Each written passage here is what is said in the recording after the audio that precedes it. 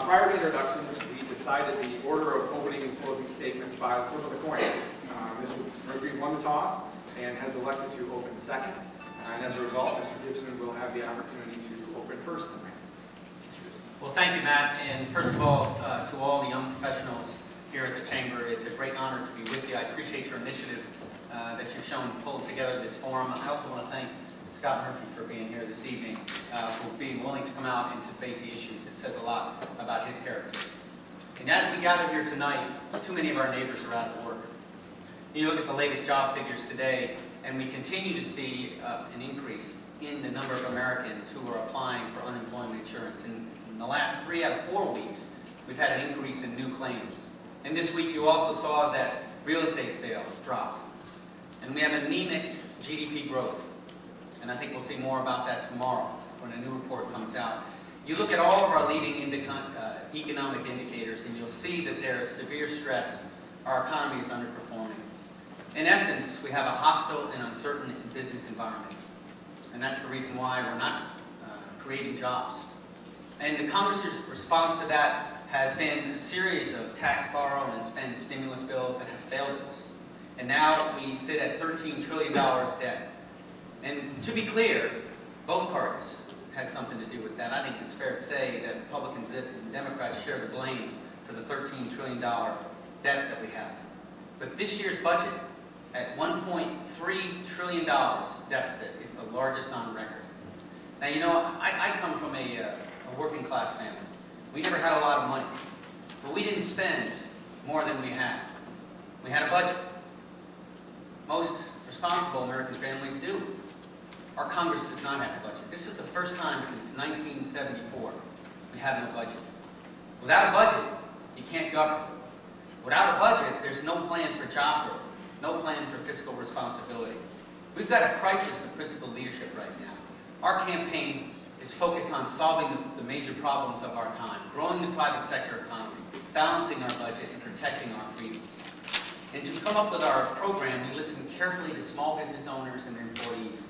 They tell us the impediments to growth, and they are taxation, regulation, and healthcare costs. And that's why our campaign stands with targeted tax and regulatory relief and to repeal and replace the healthcare bill, because those are the impediments to growth and those are the issues that need to be addressed. And we're for balancing the budget to reduce federal spending. I fought for our country, and now I'm ready to serve you in the United States Congress. I appreciate this opportunity to be with you tonight. Thank you.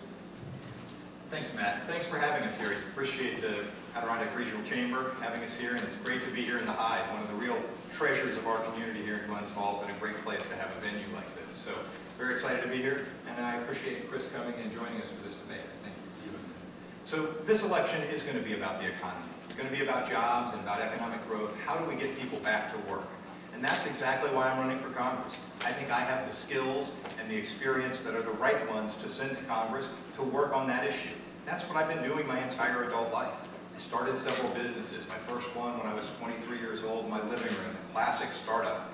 You go to work during the day and you come home at night and you order Chinese food and you work in your living room to build your first business. So I know the hurdles that our small businesses face here in New York. Been involved with helping over 20 companies grow and helped create over 1,000 jobs right here in New York State.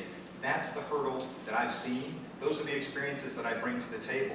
And they're not partisan or ideological plans. It's a common sense problem-solving approach that you bring to things. I can tell you I've never sat at a business meeting and said, well, we need to find our next customer. We got to find some more revenue, but we can't call that guy because he's a Republican. Or we can't call that person because she's a Democrat. That's not how we solve problems when we're building businesses. That's not how we solve problems here in upstate New York. We look for the best solutions that are available, and then we try to implement them. That's the way I approach solving problems in government. That's why you hear people like the National Journal say I'm one of the most centrist candidates or people that serve in the Congress, because it's about solving problems and coming up with solutions. And this election is about some hard stuff that we've got to do. We've got to bring fiscal responsibility back to Washington. That's an issue I'm passionate about. It's something I've got experience with every year, sitting down and setting a budget and then making hard decisions and telling people they can't do this, they can't do that, because you've got to stay within a budget. That's what we do as business people. That's what I do every day in Washington, and that's what I'll do if you send me back to Washington. So for me, it's about solving problems and who's got the right experience to get this economy going. Thank you, John.